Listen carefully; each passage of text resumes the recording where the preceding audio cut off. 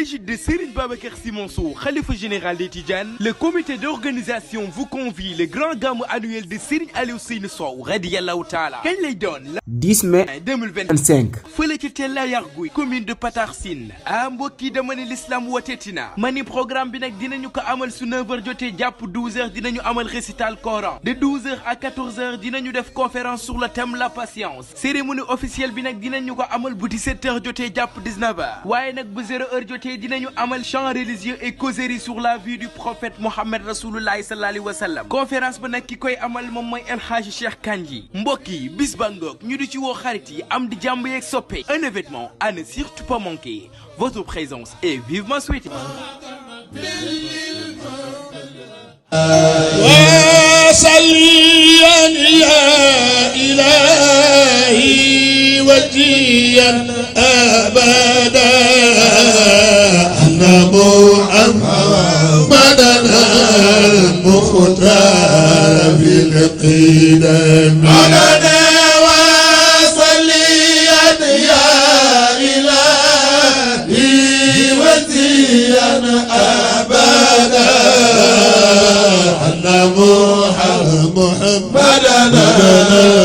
المختار في القدم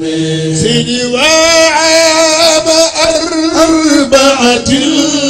أو 6 هلك النبي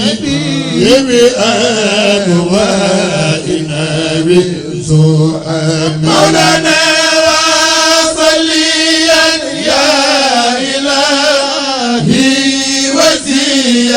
أبدا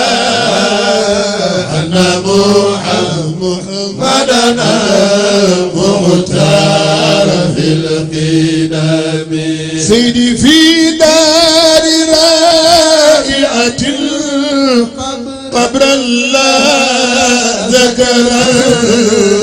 قاموس فيها بعين غير منعجب مولانا وصليا يا إلهي وزيا أبدا أن محمدنا المختار في القدم سيدي كان يريد إلى الأخوال زائرة وفي الإياب بقضاءات من الحكم مولانا وصليا يا إلهي وزيا أبدا أن محمدنا المختار في القدم سيدي حاكى السيوط نيل المعدنين نجاة لا تحل قوله والله ذو الكرم مولانا وصليا يا إلهي وزيا أبدا أن محمدنا مختار في القدم سيدي أن ربك ما بالعجز ومنتصف ولا أخف من إنشاء من العالم مولانا وصليا يا إلهي وزيا أبدا أن محمدنا المختار في القدم مولى مالك وأم أيمن بعد الأم وتحمله لجدي شيبة الأمر الرضا العظيم مالنا وصليا يا إلهي وزيا أبدا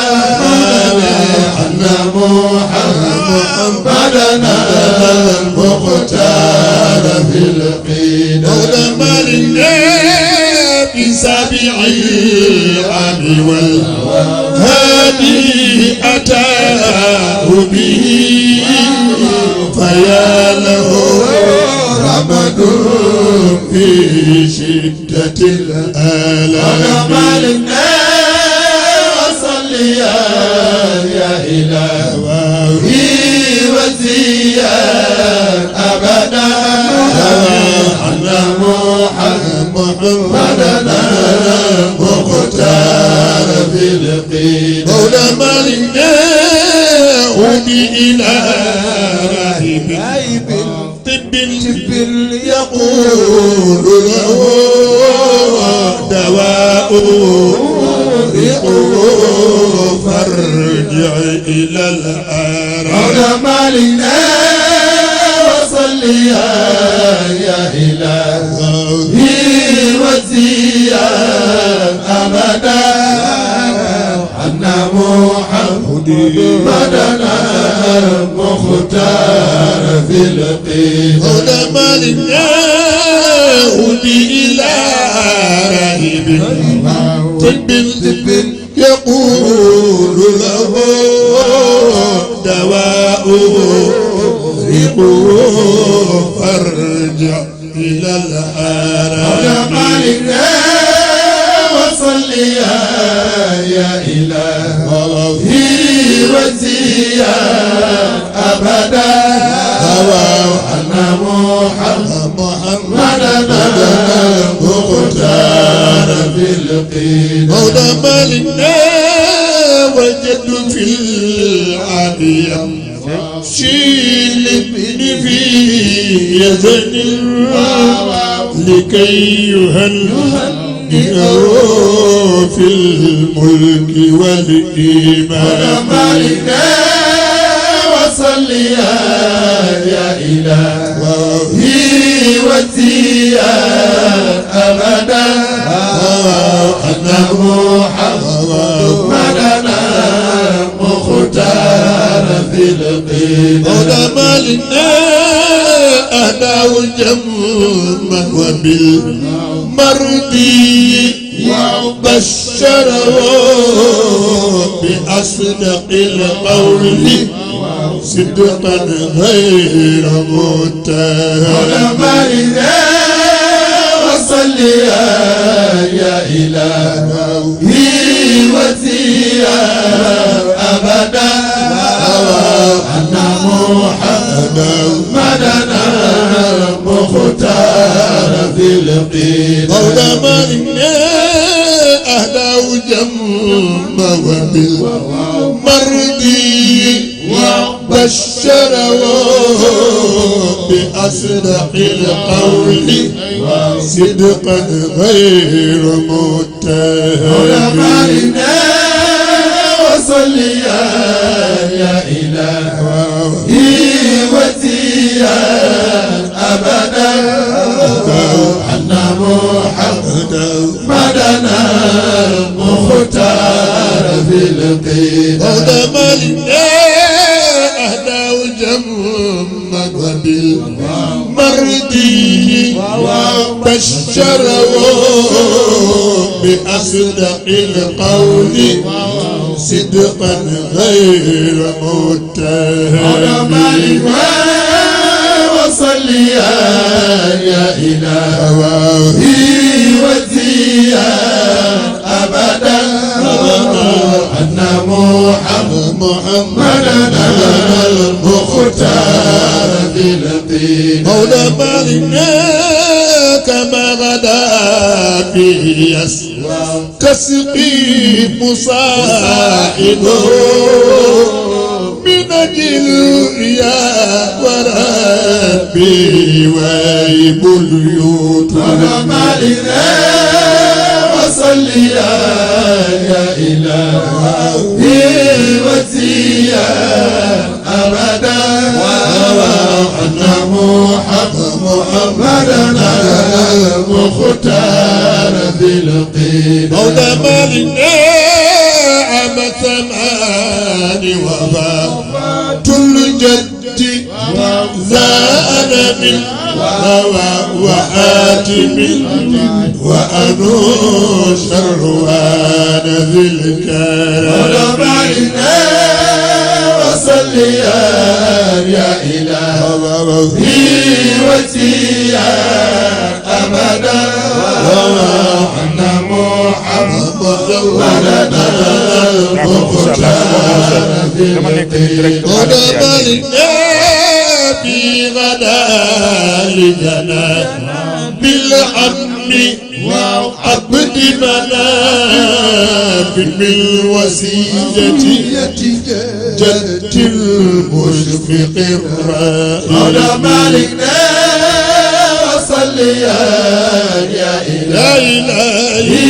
وسيا أبدا وسواءنا محمدنا المختار في القدم مولى مالكنا في حبي أمره قد راح معه إلى شام لأن وبشرى ذوي حصار مالكنا وصليا يا إلهي وسيا أبدا وأن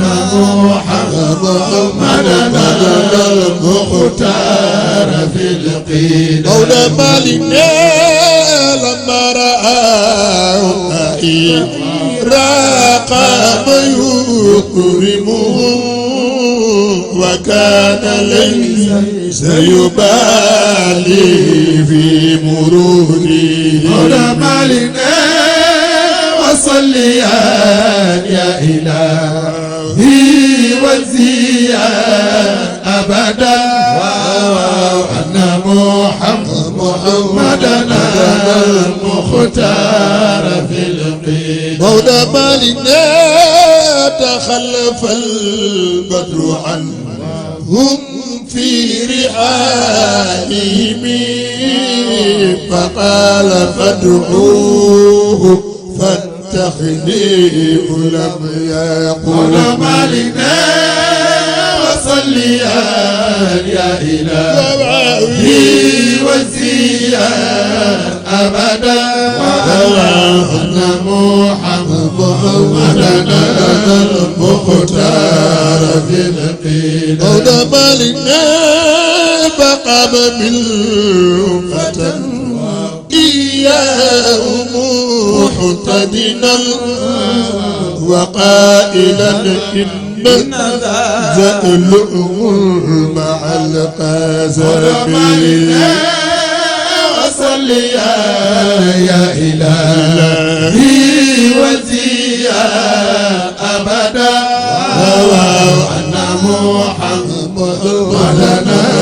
المختار بالقدم مولى مالكنا لما رأى